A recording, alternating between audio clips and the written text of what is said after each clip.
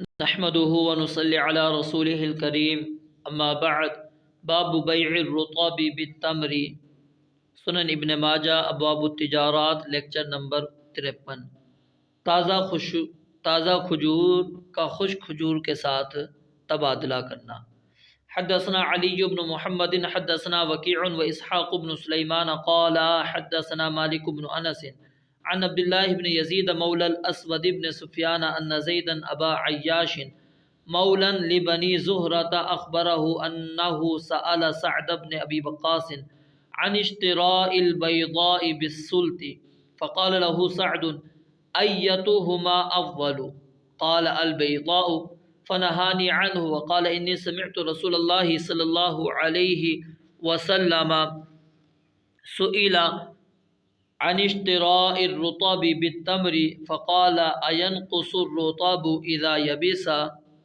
قالوا نعم فنهى عن ذلك۔ قبیلہ بنو زہرہ کے غلام ابو عیاش زید رضی اللہ تعالیٰ عنہ سے روایت ہے، انہوں نے سعد بن ابی وقاص رضی اللہ تعالیٰ عنہ سے جو کو سلط کے عوض خریدنے کا مسئلہ پوچھا۔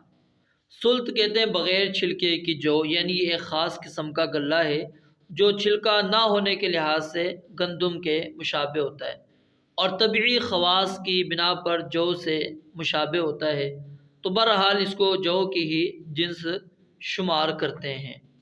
تو اس کے بارے میں مسئلہ پوچھا تو سعد رضی اللہ تعالیٰ نے فرمایا ان میں سے بہتر جنس کون سی ہے؟ تو زید رضی اللہ تعالیٰ نے کہا کہ میں نے کہا جو، تو سعد رضی اللہ تعالیٰ نے مجھے اس تبادلے سے منع فرما دیا اور فرمایا میں نے خود سنا کہ رسول اللہ صلی اللہ علیہ وسلم سے خشک کھجور کے عوض تازہ کھجور خریدنے کے بارے میں پوچھا گیا تو آپ نے فرمایا کیا تازہ کھجور خشک ہو کر وزن میں کم ہو جاتی ہے؟ صحابہ کرام نے کہا جی ہاں، تو آپ علیہ السلام نے اس تجارت سے منع فرما دیا۔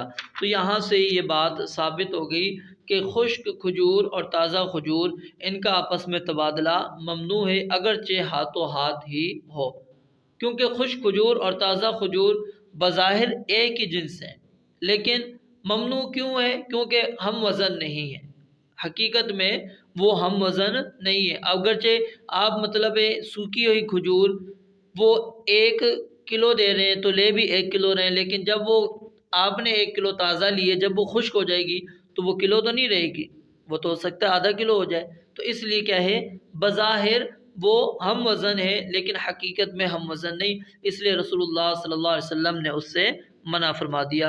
اللہ رب العالمین سے دعا ہے رب العالمین سمجھنے اور عمل کرنے کی توفیق عطا فرمائے۔ وآخر دعوانا ان الحمد للہ رب العالمین۔